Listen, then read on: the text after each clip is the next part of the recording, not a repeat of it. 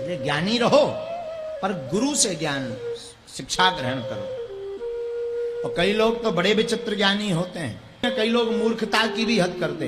एक बार दो मित्र आपस में लड़ रहे थे, एक बोलो पृथ्वी गोल है, एक बोलो नहीं चपटी है, एक बोलो नहीं नहीं नहीं पृथ्वी गोल है, तो दूसरा बोला नहीं चपटी है पृथ्वी भूमि। और दोनों की इतनी लड़ाई लड़ी कि दिन भर लड़ते रहे दोनों। वो बोले नहीं गोल है, वो बोला नहीं चपटी। इतने में एक तीसरा आदमी आया तो बोले भाई साहब इधर आओ।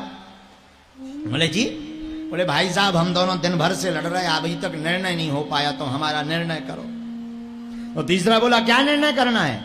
बोले दरअसल हम लड़ रहे हैं, हम कह रहे हैं कि पृथ्वी गोल है, ये भाई साहब कह रहे हैं कि पृथ्वी चपटी, अब तुम बताओ कैसी है। तो तीसरे आदमी ने बड़ा खतरनाक जवाब दिया, बोले भैया हम यहाँ के नहीं हैं, यहाँ के रहने वाले मूल निवासी से पूछो, हम तो बाहर के हैं।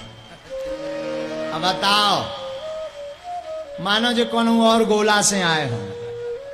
तो कई ऐसे भी व्यक्ति होते हैं जो बुद्धि का प्रयोग नहीं लगाते, शून्य ज्ञानी जिसे कहते हैं। लेकिन ज्ञानी जरूरी है, ज्ञान होना आवश्यक है, पर ज्ञान जगत का ना हो पाए चल पाएगा, वेदों का ज्ञान ना हो पाए चल पाएगा। इतना ज्ञान जीवन में आवश्यक है कि परमात्मा कोई थे, परमात्मा कोई है, और परमात्मा की कोई कृपा रहेगी, यही सबसे बड़ा ज्ञान है।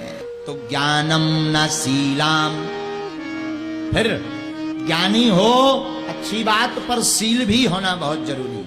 जिसे कहते सरलता। भगवान का मिलना कठिन नहीं है, पर हमारा आपका सरल होना बहुत कठिन है। लोग दिखावा तो सरलता का बड़ा कर लेते हैं, नाटकीय मंचन जिसे कहते हैं। मंचन तो खूब कर लेते हैं, अरे महाराज हमारे बराबर कोई सरल है ही नहीं है, कान कैसी छिड़िया कैसे कान चाहे जो को पकड़ लिए। अच्छा, दिखावा करना, नाटक करना बहुत सरल है, पर सरलता में जीना बहुत कठिन है। और सरलता में जीना है तो भगवान श्री राघवेंद्र सरकार की गाथा को आप पढ़ो, राम जी जैसा कोई दूजा सरल भया ही नहीं।